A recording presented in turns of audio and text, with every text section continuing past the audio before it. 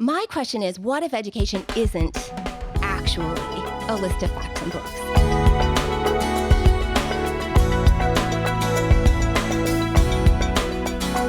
There's a particular brand of education out there that's called mastery learning, and it understands the facts of the subjects to be the substance of education. So, by means of mastery education, the purpose or the task of the educator is to fill our kids up with facts in every subject, which can be pretty daunting, both for the child and for the mom. It means first we have to know which facts, what the facts are, and which of those facts are the most important. And then we have to find some way to pour all those facts into our students in a way that it sticks, right? So there's a lot of drilling and testing and memorization. Memorization is at the heart of mastery education. And so students that are really gifted at memorization excel at this form of work. Others that aren't as gifted in memorization become pretty convinced that they're failures, that they're stupid. Think too about the various disciplines and the way that as study goes on apace in each of the disciplines themselves are growing as new things are discovered, right? There are new facts to absorb in mathematics and science and even in linguistics because language itself is alive and growing. So the question of how much is enough when we're talking about stuffing our kids' heads full of facts is a really live question. And with the advent of the internet, there's a proliferation of facts. If education is a complete range of facts, then anybody with a Google search can be considered educated. We'd even have to admit that a Google search engine itself is educated by this definition, right? So my question is, what if education isn't actually a list of facts and books? Mm. I was really influenced by this idea of mastery education and really under the pile of this idea of education. And when I was preparing my oldest son for high school, I was really under the pile. It felt like, okay, high school, now it counts, right? Because our goal was to get him off to college and have him well prepared. And the question of the book list loomed large. Like, what do we have him read? We've only got 4 years. There's only so much time. What are the most important books for him to be familiar with? What are the most important facts in every discipline? How can we make sure that he's ready, right? And right about that time, I got a phone call from a professor of mine. He was very influential in my own education and my husband's. And he'd been getting my Christmas letter for years, and he said, I've had it on my desk on my list to call you for some time, and I just wanted to ask. I get your Christmas letter every year, and I wonder how I can serve you in your family. And I thought, oh, this is the Lord. Wow. How could you possibly have called me just now? And I said, yes, yes. Oh, thank God you called me. This is a divine appointment. Let me ask you a question. I'm preparing my son for college right now. And if you could prepare a student to sit in your classroom, what would you have him read? Could you give me a book list? And, I expected him to say, well, of course, I'll send it to you and, that it would come in an email or what have you. And he goes, absolutely. I'd be glad to do that for you. Do you have a pencil?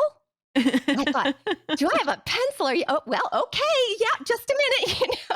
So I grab my pencil and my piece of paper and I'm ready to be a scribe. And he says, just 3 books. That should do it. Oh, wow. I said, 3 books? What are you talking about? He says, well, of course, the Bible. And then they should read Milton's Paradise Lost. And then another book. It's a tiny little book. It might be out of print, but you can find it. It's by Richard Mitchell, and it's called The Gift of Fire. Huh. Have you read it? And I said, well, no, I've never read it. And he goes, well, read that one first, and everything else will be clear. And I said, really, that's all you're going to give me? You're not going to give me anything else? He said, you don't need anything else. You'll be fine. Oh, wow. So with no further explanation, I ordered the book and read it. And The Gift of Fire is really about what an education actually is. And he challenges the idea that education is a series of facts that we're all trying to cram into our heads and master, or that an educated man is a man who masters the world in any way. There's really only one master Sure. of the world.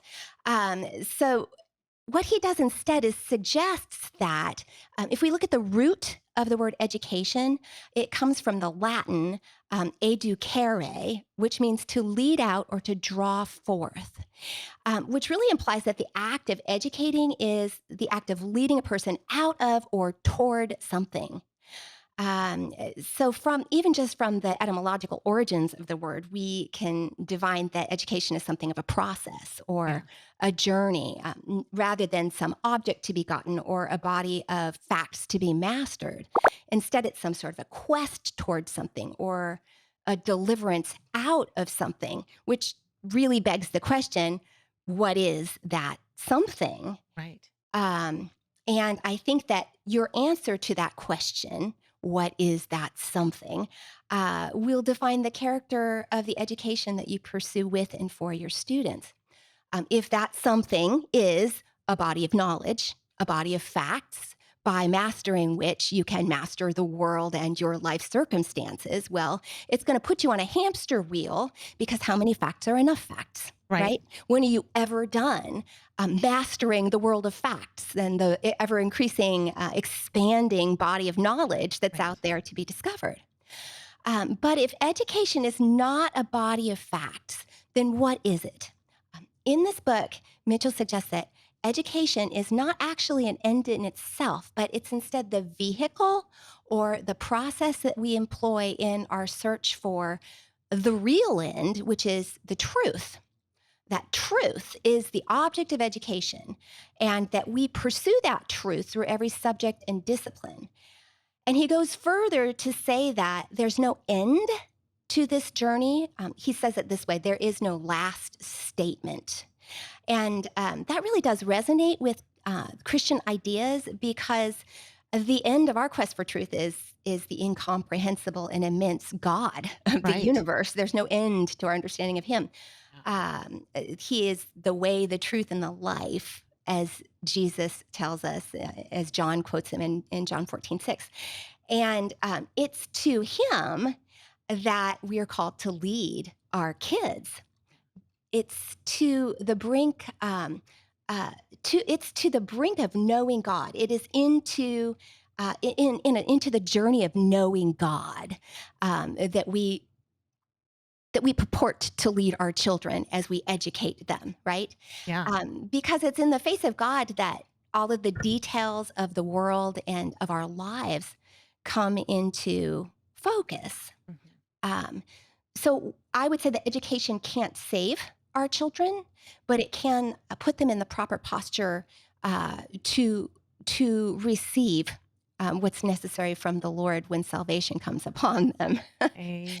It can teach them a very clear truth of the universe, that is that there is a God and they are not He. Yeah. Right.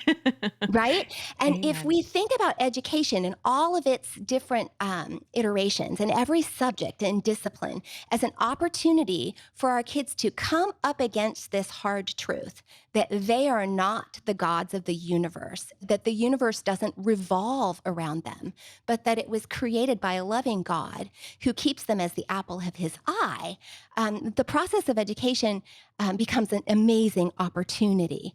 And the stuff of education, all of those books and lists and facts, become opportunities to confront them with this reality. Homeschool Insights is sponsored by CTC Math. If you're looking for a great online math program, visit ctcmath.com and try it for free. For more great homeschool inspiration and resources, listen to the Schoolhouse Rocked podcast every Monday, Wednesday, and Thursday.